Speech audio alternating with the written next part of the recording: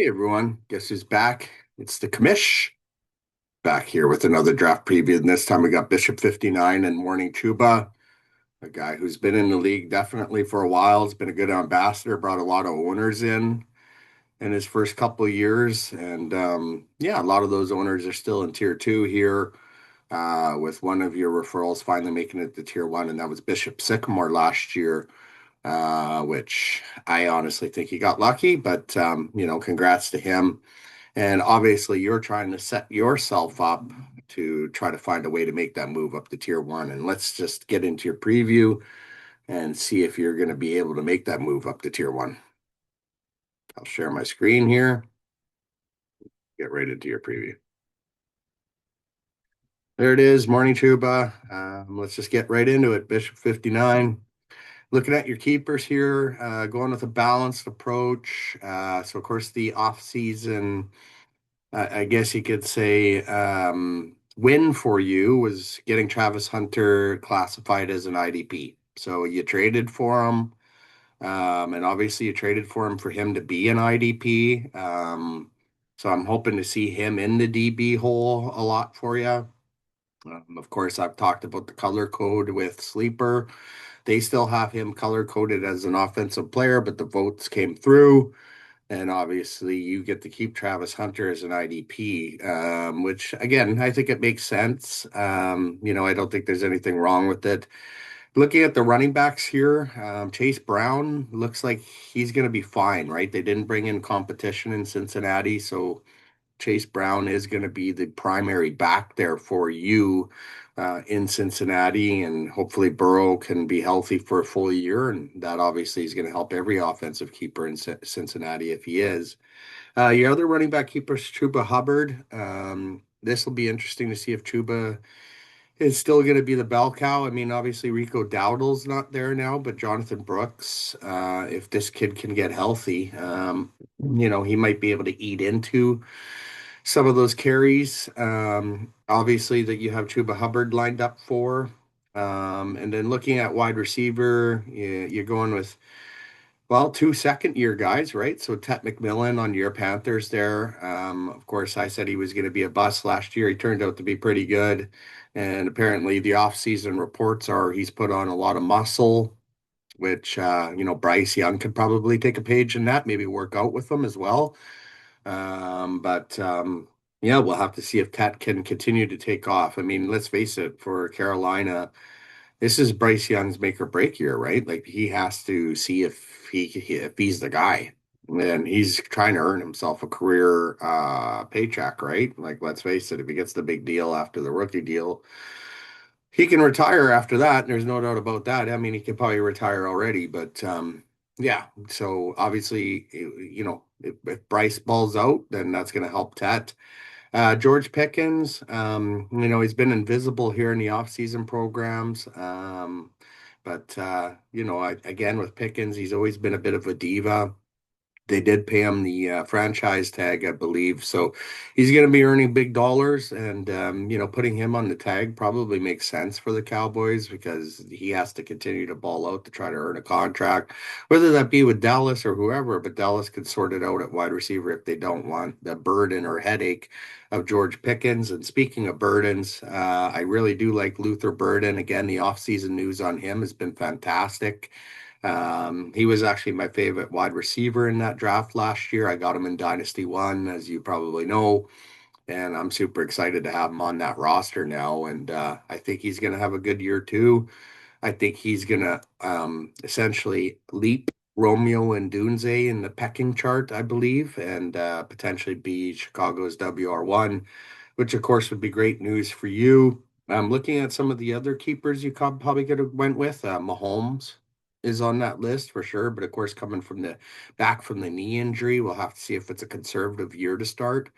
RJ Harvey had 12 touchdowns last year. Again, touchdown dependent players can be tough though. Rico Dowdle in Pittsburgh. Rico Dowdle could very well be the RB1 there. So that's something you're going to have to consider. It's either him or Chuba Hubbard.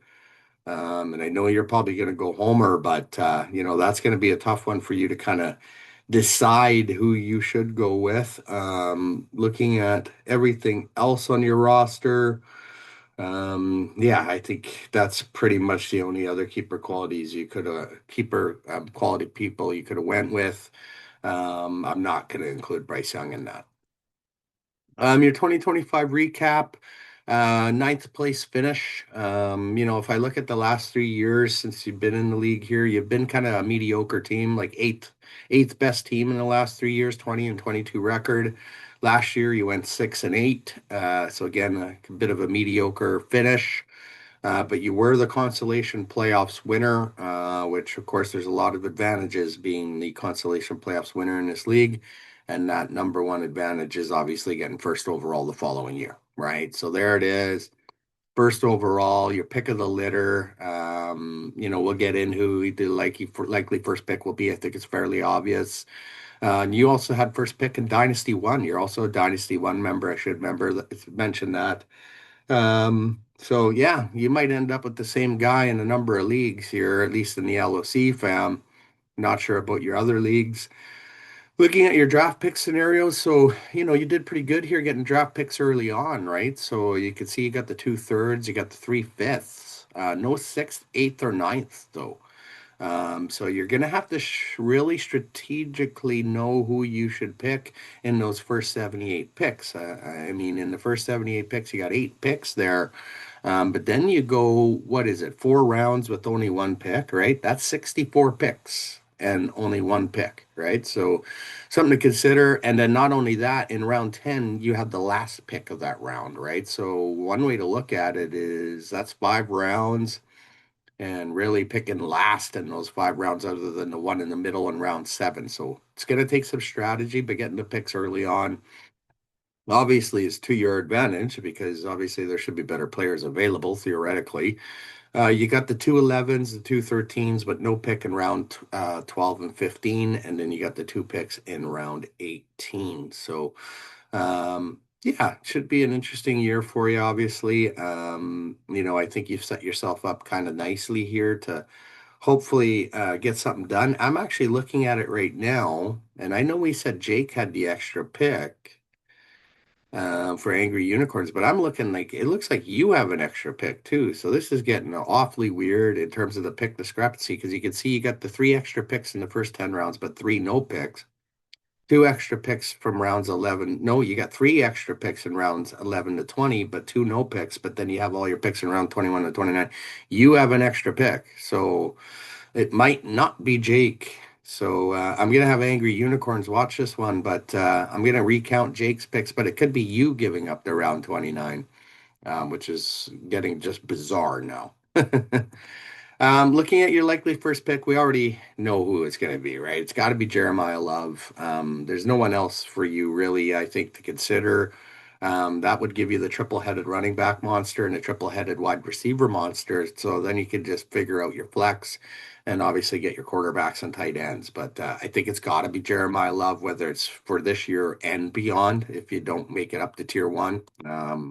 So I don't think there's really much thought that needs to go into this pick. Looking at your 2026 outlook potential storylines, again, you got the more picks early on. So we already talked about it. You got to strategize really well there and know which positions you're going to go. You got the balanced roster, no quarterback. We just did a team that also had no quarterback that's picking very late. That was Angry Unicorns. So, if you have no quarterback, you might want to pick that quarterback before Angry Unicorns so you have your pick of the litter. Again, doesn't have to happen right away. Just look at where Angry Unicorns is picking. I think you could compete for the division. I think Scooter Ray is one of the best in your division, but he's obviously had to recalibrate things on his roster, and I think it opens up the door for you a little bit. Next Door Neighbors has always been fairly weak team, and I think Throwbacks kind of inherited a bit of a mess, not really, but he's, I think, going to have a more of a prep year. Your difference for success, I think if Carolina has another good year, you could do well, right? Because you got Chuba Hubbard, Ted McMillan. So you're really focusing on that offense in Carolina to do well. And they very well could in a Bryce Young contract, obviously trying to get a new one. And then difference for failure, Carolina sucks, which very well could happen. And Jeremiah Love gets limited touches if it is, in fact, Jeremiah Love who you go with at number one. And I think everybody thinks that you should. Anyways, Bishop, I just want to say it's an absolute pleasure having you in the league. You've always been a great ambassador. You've spent obviously a number of years here in Tier Two, and I know you'd love to see yourself get up to Tier One. And this might very well be the year to do it. So good luck this year.